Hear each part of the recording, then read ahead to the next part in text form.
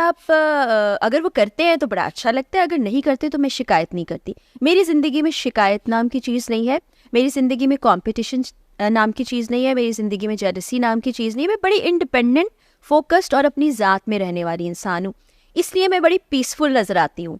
क्योंकि लोग कहते हैं यार ये इतनी सिचुएशन हो गई, सोशल मीडिया पे ये हो गया वो हो गया, तुमने बोला कुछ नहीं। मैंने कहा ये सब चीज़ें मुझे बॉदर नहीं करती हैं, और ये सब कुछ आपके जहन में होता है। अगर मैं जहन में सवार कर लूँ, रोज़ सुबह उठ के सोचना शुरू कर दूँ, हाय ये हो गया वो हो गया फलां हो गया, बचपन में मेरे साथ ये हो गया, शादी के बाद ये हो गया, अब ये हो गया, तो शायद मैं ब्रेक डाउन की तरफ चली जाऊँ, लेकिन ऐसा नहीं है।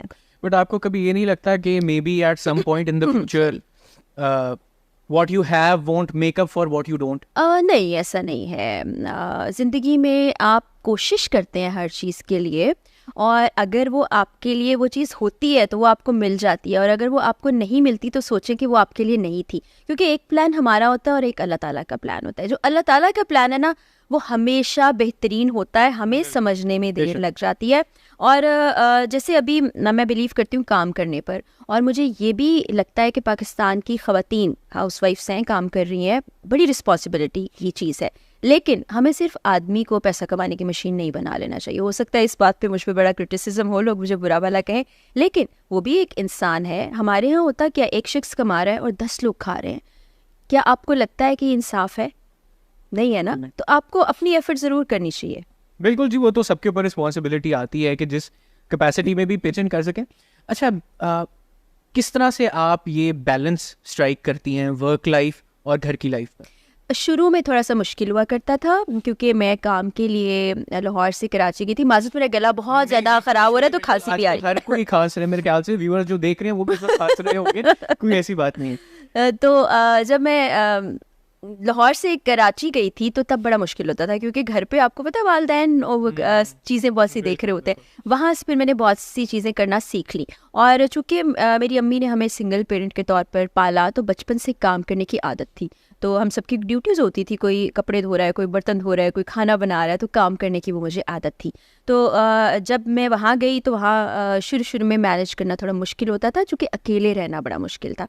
फिर वो भी मैंने सीख लिया। फिर उसके बाद शादी हो गई, तो काम करने की चूँकि पहले ही आदत थी, तो वो उसको हमने डिवाइड कर लिया। जैसे मेरी शिफ्ट उस वक्त शाम की हुआ करती थी, तो मैं सुबह उठ के घर के कुछ काम देखना, अच्छा ये धुलने वाले कपड़े हैं इनको धो लूँ, अच्छा खाना बना के 2 दिन का रख लूँ ताकि 1-2 दिन मैं आराम से गुजार सकूँ।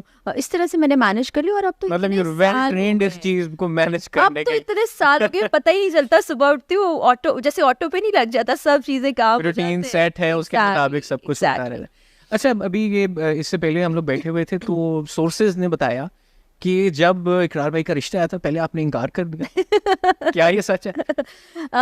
इसमें कुछ सच्चाई है। तो क्या स्टोरी है ये, प्लीज अब आए शेयर। ये स्टोरी ऐसी है, जाहिर है कि वो मुझे भी अंदाज़ा था, पता था कि एक शादीशुदा शख्स है और शादीशुदा शख्स से शादी नहीं करनी चाहिए। लेकिन बाद में फिर मैं कन्विंस हो गई थी। उन्होंने मुझसे बातचीत की, गुफ्तगू की, और वो बातें ज़ाहिर है मैं नहीं बता सकती, वो उनका सीक्रेट है।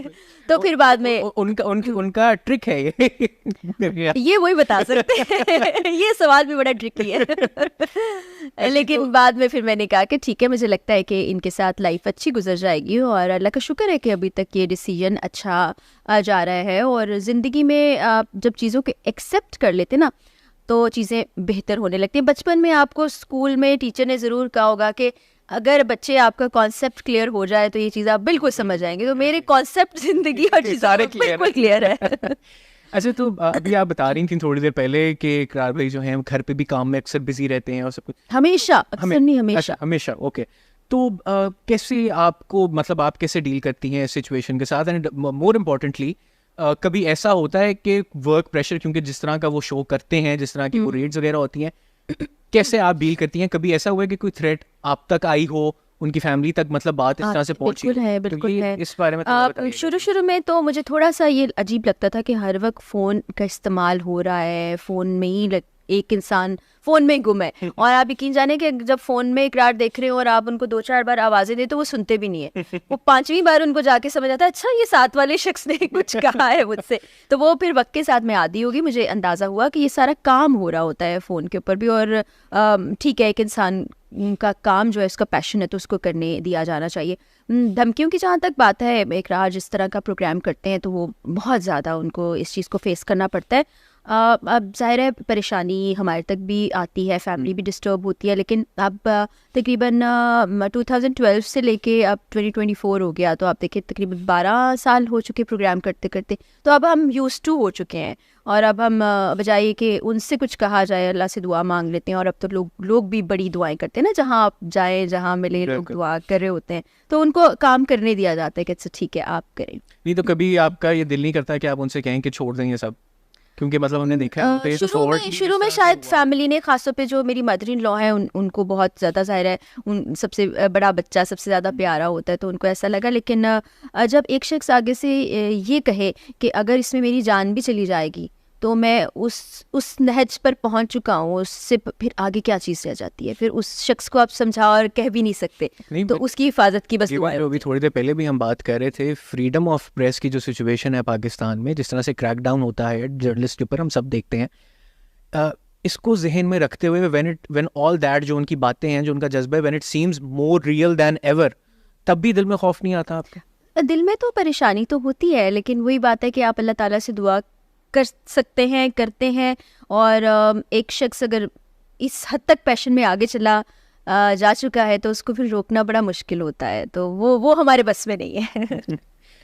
ऐसे अगर आपको कोई शिकायत करनी हो इकरार भाई से, तो वो क्या वो वर्क रिलेटेड होगी, क्या वो पर्सनल लाइफ रिलेटेड होगी, क्या अब तो कोई शिकायत नहीं है। अब वो कहते हैं ना, आदि इतने सालों में मैं हो गई हूँ कि शिकायत कोई बाकी नहीं बची। You made your peace. Yes, और वैसे भी मुझे मेरी नेचर में शिकायत करना है नहीं। वही मैंने आपको बताया ना, काम में किसी से ये तवक्को ही नहीं रखी। प्रायोरिटीज आपकी स्ट्रेट है, सब कुछ। मैंने गाड़ी ठीक करानी है, मैं खुद ही चली जाऊंगी। मैंने ग्रोसरी लेनी है, मैं खुद ही चली जाऊंगी। मैंने मुल्क से बाहर जाना है, मैं खुद ही चली जाऊंगी। वेट नहीं करूंगी कि इकरार फ्री हूँ। हाँ, कहीं कोई ऐसी चीज़ होती है जो मेरे लिए मैनेज करना थोड़ा मुश्किल होता है, तो फिर मैं उनसे कह देती हूँ, तो वो घर का जो डोमेस्टिक हेल्प है हमारी, वो उसमें हेल्प कर देती है। लेकिन शिकायत एज सच मेरा नहीं ख्याल कि मैंने कोई लेटली की हो या कहा हो कि भाई ये मुझे गिफ्ट दिला दे या शॉपिंग पे नहीं लेके गए, यानी कि चूंकि मैं खुद सब कुछ कर रही होती हूँ, तो इसलिए मुझे फ़र्क नहीं पड़ता इन सब चीज़ों से। Moving towards the end of this discussion, very delightful discussion by the way, आपको क्या आप देखती हैं, like where do you see yourself in let's say 5 years time? बस ऐसे ही काम करती हुई नज़र आ रही होंगी। कुछ प्रोजेक्ट्स ऐसे हैं जो आपको सोशल मीडिया पे चीज़ें नज़र आ रही होती हैं, कुछ चीज़ें ऐसी हैं जो मैं सेल्फ सेटिस्फेक्शन के लिए कर रही होती हूँ, वो भी पैरेलल चलती रहती है। उसको मुझे लगता है ज़्यादा तेज़ करने की ज़रूरत है, वो क्योंकि वो मेरी ज़ात से एसोसिएटेड नहीं है, उसमें और बहुत से लोग शामिल हैं। वो करती रहूँगी। ट्रैवल करना है मुझे बहुत सारा। अभी सबसे पहले मेरा प्लान ये है, अल्लाह ताला बस इस इरादे को कामयाब करे कि मैं हज पे चली जाऊँ। ये सबसे बड़ी इस वक्त मेरी ख्वाहिश है, और उसके बाद यही तमाम एक्टिविटीज़ चलती रहेंगी। रिटायरमेंट मेरी ज़िंदगी में कभी भी नहीं आएगी।